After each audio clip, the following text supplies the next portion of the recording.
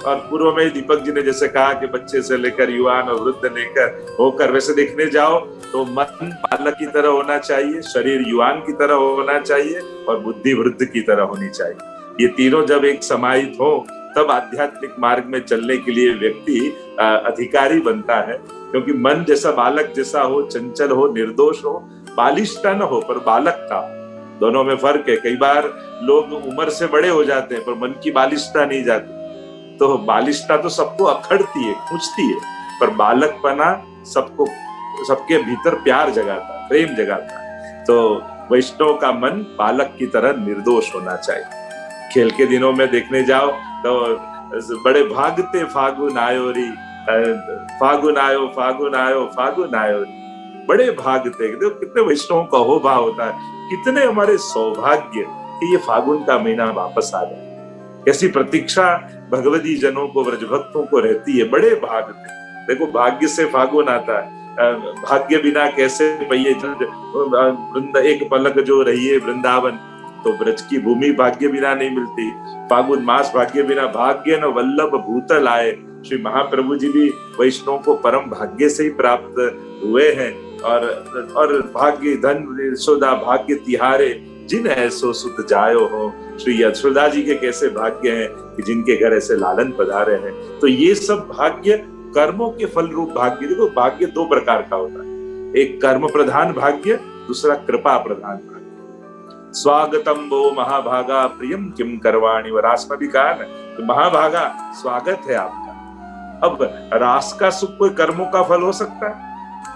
कभी नहीं हो सकता। रास का सुख तो कोई कर्म का सुख तो कोई स्वर्ग हो, नर्क हो, सुख हो, लौकिक या दुख हो, ये सब कर्मों के फल।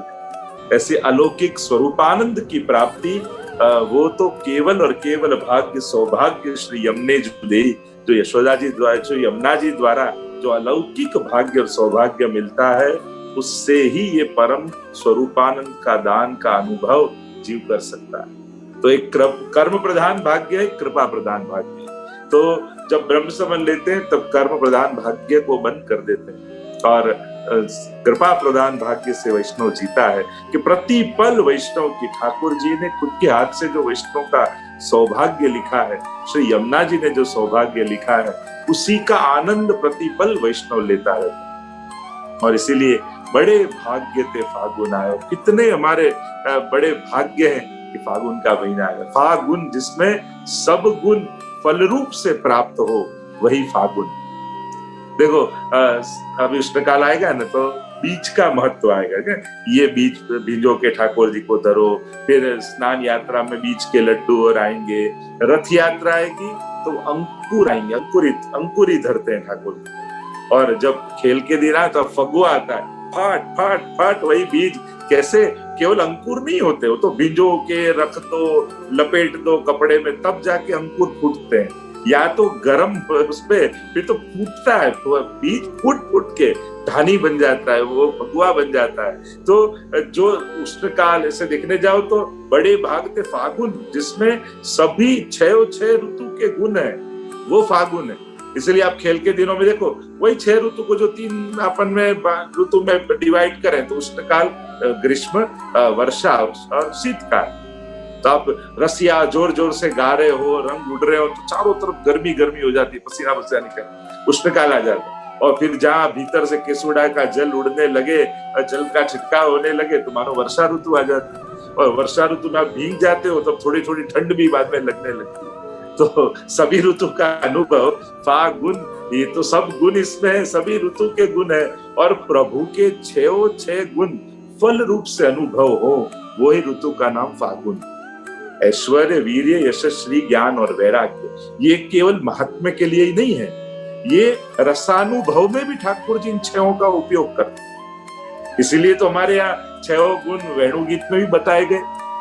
आज हिरनियों का प्रसंग कहा कि धन्यास्म मूढ़ मतयो हरिण्ययेता या नंद नंदन, उसमें भी 6 गुण की चर्चा आई। यमुनाष्टक में भी 6 गुण की चर्चा आती। श्री महाप्रभु जी के भी सप्तश्लोकी में भी 6 गुण की चर्चा। तो ये ऐश्वर्य, वीर्य, यशस्वी, ज्ञान, वैराग्य, वो केवल महात्म्य प्रधान ही नहीं, वो रस प्रधान भी।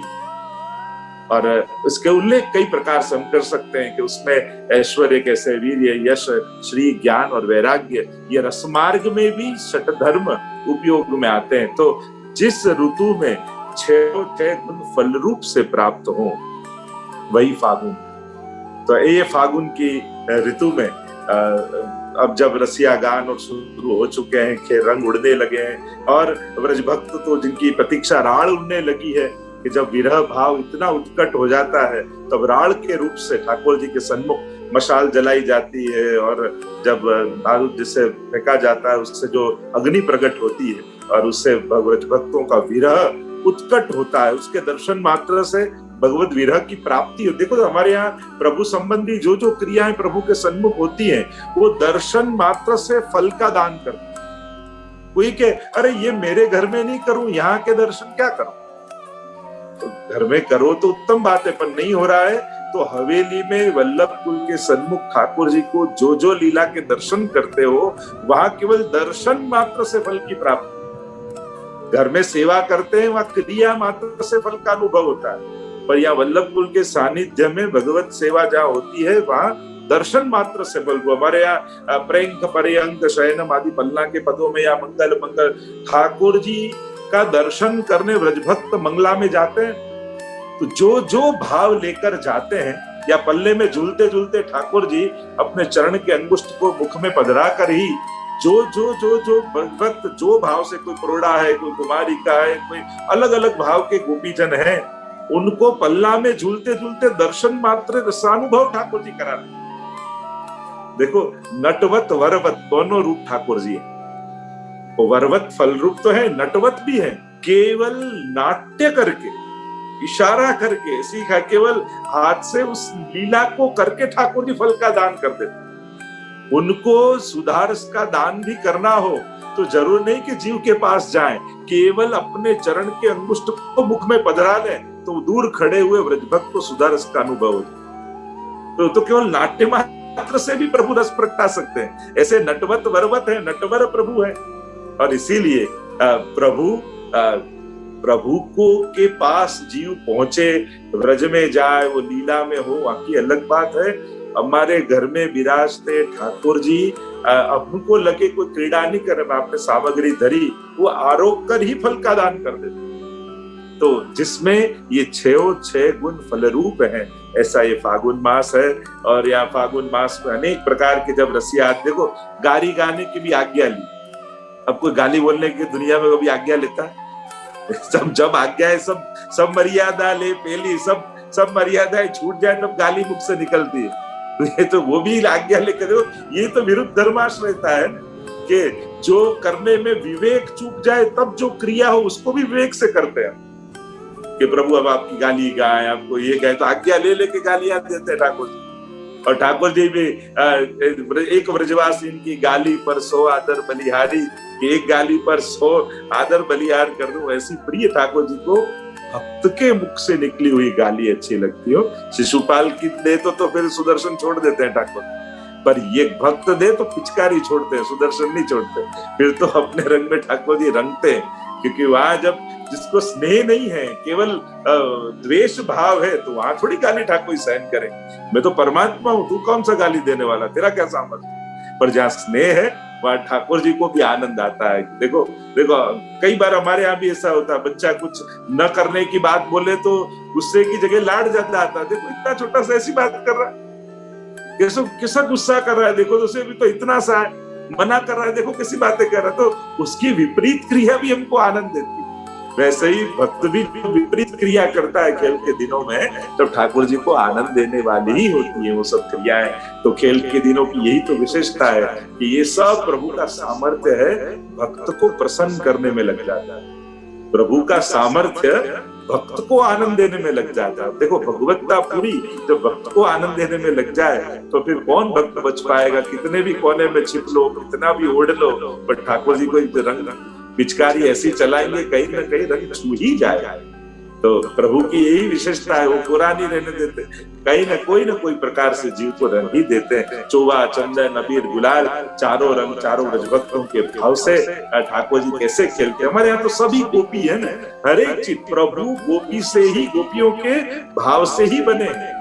जो भी धारण करते हैं, हम कहते हैं वस्त्र तो ये गोपी का भाव, श्रृंगार तो लाल रंग के श्रृंगार तो ये गोपी, जो हरे रंग के श्रृंगार तो इनके भाव से, श्वेत रंग के श्रृंगार इनके भाव से, हरे प्रभु की सामग्री श्वेत तो ये भाव की, ये भाव।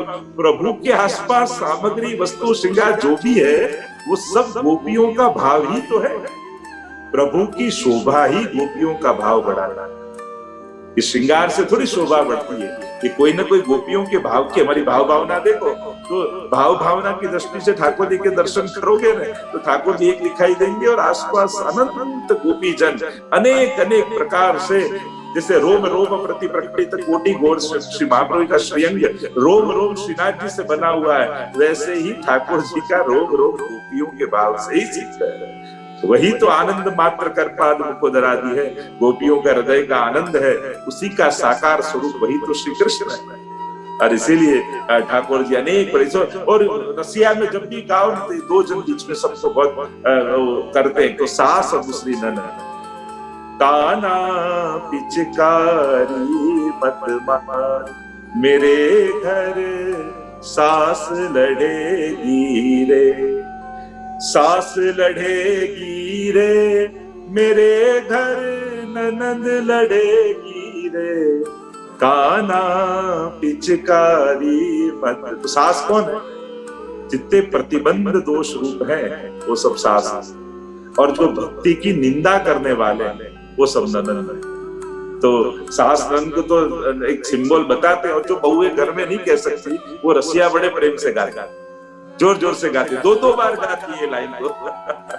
तो चलो ये बहाने सास तक पहुंच जाए। पर मन देखो, पुष्टि मार्ग में तो मन की भड़ास निकालने की व्यवस्था है। जो घर में नहीं कह सकते वो ठाकुर जी के आगे जोर जोर से भाव से 3 बार 4 बार उनसे कहना पड़े, आगे की लाइन ले लो, अब कोई बात नहीं। उसी लाइन को बारंबार झीलते जाते हैं। पर प्रतिबंध दोष भक्ति में करने वाले हैं कि प्रभु के पास जाने में जो प्रतिबंध है, प्रभु की भक्ति करने में प्रतिबंध है, वो सब सास की भाव से है कि चलो वो प्रतिबंध करने वाली है। फिर भी ठाकुर जी से जीव कहते हैं, जीव कितना संसार में प्रतिबंध है, आप जो आपके प्रेम की भक्ति की पिचकारी से हमको रंगोगे तो दुनिया को पता चल जाएगा, वो सब नाराज होंगे। तो ठाकुर जी थोड़ी छोड़ने वाले। और दूसरा हमको डर है निंदा करने वाला, ये ननन का भाव है, क्योंकि हम ये करें तो सही, लोग क्या कहेंगे, वो क्या करेंगे। और जब भक्ति करनी है, खेल के दिनों में ठाकुर जी दोनों भय को कर लेते हैं, ये दोनों वृत्तियों को हर लेते हैं। तो मिलूंगी निशान बजाए, इसलिए कहते हैं ना, ने लग्यो मेरो श्याम, तो डंका बजा के ठाकुर जी को मिलने जाएंगे, जिनको जो करना हो कर जाओ। निशान बजाए, वो निशान बजते हैं जोर जोर से। जब राजा महाराजाओं की सवारी निकल रही है तो गोपीजन वही कहते हैं, तो निशान बजा के मिलने जाएंगे जिनको जो, क्योंकि प्रेम की 10 अवस्थाओं से गोपीजन गुजरती तो लज्जा प्रणाश, ये भी प्रेम की एक अवस्था है कि जब उत्कट आवेश हो जाता। आप खेल के दिनों में खूब ही देखोगे, जो कभी कुर्सी से खड़ा नहीं होता हो और जोर जोर से रसिया गा रहे हो, रंग उड़ रहे हो, अपने आप खड़ा होकर नाचने लगता है। मैं इतना बड़ा आदमी, मैं इतना पढ़ा हुआ, मैं छोड़ी हो, ये सब आवेश में आता है। भक्ति के तो सब छूट जाता है। क्या लोग कहेंगे, क्या बात करेंगे, सब जब भक्ति का, जब रसिया और होली खेल का जब आवेश चलता है, जब आनंद होता है। कभी हवेली में आप देखो डोल के दिनों में जब नाचते हैं गाते हैं लोग, तो बड़े बड़े लोग भी अपना देहभान भूलकर, अपना अहंकार भूलकर और ठाकुर जी की लीला में नाचने लग जाते हैं। तब मानो उन पर कृपा, भगवत सेवा में देहभान भूल जाए, यही कृपा का लक्षण है। क्योंकि ये प्रपंच विस्मृति पूर्वक भगवदासक्ति निरोध, ये प्रपंच ही है। ये अहंता ममता, मैं कौन, मेरा क्या, यही तो प्रपंच। और उसकी विस्मृति होना और भगवद आसक्ति के कारण होना, तो ये क्षणवार का हमारा निरोध। देखो शाश्वत निरोध अलग है। कई बार मानसी या स्वानुभाव 2 प्रकार के होते हैं। एक शाश्वत स्वानुभाव होता है, एक क्षणिक स्वानुभाव होता है। देखो सेवा में कई बार ठाकुर जी देखो प्रसन्नता से विराज रहे हैं, कैसे स्मित कर रहे हैं, देखो ये मांग रहे हैं। क्षणवार का स्वानुभव हर लोगों को कोई ना कोई प्रकार से होता है, वो क्षणिक स्वानुभव और वैसे ही शाश्वत स्वानुभव भी होता है। वही क्षणिक स्वानुभव बढ़ते बढ़ते कभी शाश्वत रूप धारण करता है। इसीलिए निरोध भी कई बार क्षणिक होता है, कभी शाश्वत होता है। तो क्षणिक निरोध हमको उत्सव के उस आवेश में, उत्सव नाम सर्व विस्मार कालाद, सर्व की विस्मृति हो जाए और भगवद आसक्ति हो जाए, ऐसा उत्सव भी होता है। और इसीलिए ये पुष्टि मार्ग की विशेषता ही है, सेवा करते करते जीव में दास भाव प्रकट हो जाता है। और सेवा ही तो केवल प्रभु सेवा ही सब नहीं कर सकते, हमारे यहाँ हर एक प्रकार है, शरणागति का भी है, गुरु सेवा का भी है, पुष्टि मार्ग की सेवा का भी, वैष्णव की सेवा का भी, प्रभु सेवा का भी। सेवामय वृत्ति से जीना यही सेवक का धर्म है। मूल बात है सेवा की वृत्ति, ये सेवा की वृत्ति यही वैष्णवी वृत्ति, क्योंकि अब शरीर चलना कम हो गया, अब बूढ़े हो गए, भगवत सेवा बहुत नहीं हो पा रही, तो क्या अब हम भक्त नहीं रहेंगे, पुष्टि मार्गी नहीं रहेंगे? ऐसा थोड़ी होता है। फिर स्मरण, अनुसंधान, विरह भाव, दीनता भाव, ये भाव की प्रधानता लेकर फिर भक्ति मार्ग में आगे बढ़ना चाहिए। शरीर स्वस्थ है तो दौड़ा दौड़ के तनुजा सेवा कैसे, जो समय की जो प्रधानता हो उस प्रधानता से फिर चले। जैसे मन प्रधान, शरीर प्रधान और बुद्धि प्रधान। बालक हो तब मन प्रधान जीव होता, फिर युवान होते हैं तो शरीर प्रधान हो जाता, वृद्ध होते हैं तो बुद्धि प्रधान हो जाता। तो उन तीनों का उस समय में प्रधानता रखकर, और फिर जब जैसे अब शरीर नहीं चल रहा तो बुद्धि का किस प्रकार से विनियोग प्रभु में रहे, बस उसका चिंतन सतत करते रहो। तो अलग अलग अवस्थाएं हैं, अलग अलग संजोग, ये प्रत्येक उत्सव कोई न कोई प्रकार से हमारी लौकिक की विस्मृति कराते हैं और भगवान में आसक्ति कराते हैं। और उसमें भी खेल का उत्सव तो ऐसा है कि इसमें तो कितना भी कैसा भी कठोर जीव हो वो भी रस प्रदान हो ही जाता है, भाव प्रदान हो ही जाता है। रसिया चल रहे हो और जिसका मस्तक डोले नहीं वो फिर कैसा वैष्णव है। तो अब सब ठाकुर जी के रंग में रंग जाएं और सदा इसी प्रकार के उत्सव हमारे चलते रहे। और प्रभु जब जो संजोग में जिस प्रकार से भी सत्संग मिल जाए, देखो सत्संग की तो अवसर खोज लेने, खड़े कर लेने, हम लोग व्यवस्था होगी नहीं, हम लोग को व्यवस्था खड़ी करनी पड़ेगी कोई ना कोई प्रकार से जब भी अवसर मिले।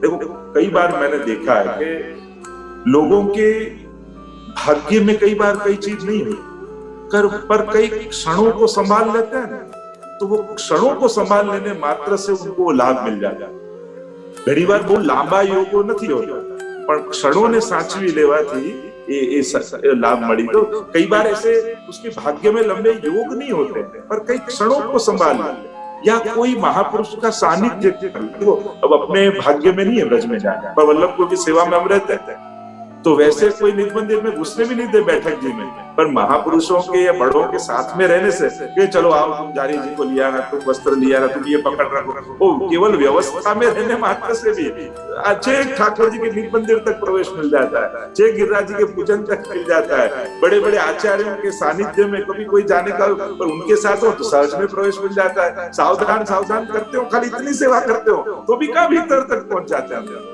खाली सावधान करने की सेवा हो तो भी, केवल बैग पकड़ रखी हो तो भी।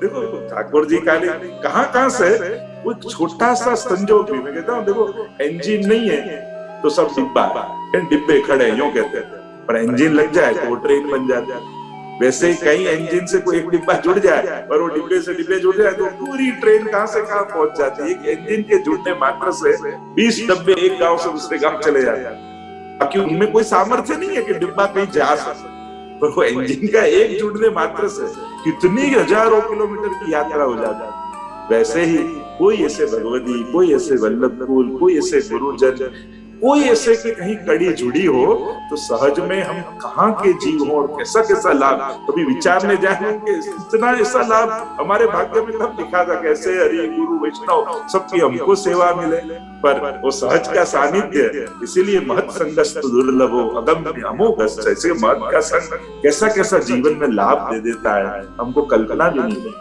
तो ये खेल के दिनों में ठाकुर जी तो कृपा करते हैं। ऐसे बड़े सामर्थ्यवान ठाकुर जी कैसे सहज हो जाते हैं और सहज होकर हमारे साथ सामने जैसे जीव खेलता है वैसे ही प्रभु भक्तों के रंग में रंगते हैं और रंगवाते हैं भक्तों को भी। तो ऐसे उत्सव अब निकट आने वाला है, तो आप घर में भी जिन जिन के घर में ठाकुर जी विराज रहे हो सुखी खेल जरूर करें, ठाकुर जी को जरूर खिलाएं, सन्मुख रसिया गाएं, प्रभु को आनंद कराएं और प्रभु का आनंद, वो आनंद ठाकुर जी हमको दान प्रसादी बनाकर करते हैं। क्योंकि तीन चीजें ठाकुर जी के सन्मुख, सामग्री, भोग और महाप्रसाद। तो तीन शब्द यूज करते हैं। धरी नहीं है वहां तक सामग्री, सराई है फिर प्रसाद कहते हैं, पर आरोग रहे हैं तब भोग कहते हैं। अपने कहते सामग्री ऐसे ठाकुर जी भोग आरोग, रात भोग आरोग रहे, मंगल भोग आरोग, सदैव आरोग रहे होते हैं उस समय, उसको भोग कहा जाता है। आरोग लिया फिर प्रसाद, और नहीं आरोगा वहां तक सामग्री। तो जब तक ठाकुर जी के सन्मुख है वो भोग। आप भी जब तक सेवा में हो तब तक ठाकुर जी का भोग हो। पहुंचे नहीं वहां तक सामग्री हो, पहुंच के बाहर निकले तो प्रसाद हो, पर सन्मुख हो वहां तक प्रभु का भोग हो। प्रभु सेवा के द्वारा भक्त के भाव का भोग करता है। तो ये भाव जो, इसीलिए सेवा में कोई हो तब बने तो उसके साथ लौकिक पद उसको ध्यान में दिलाएं, कोई लौकिक चर्चा या उग्र बात न करें, क्रोध, क्योंकि वो अभी ठाकुर जी का भोग है।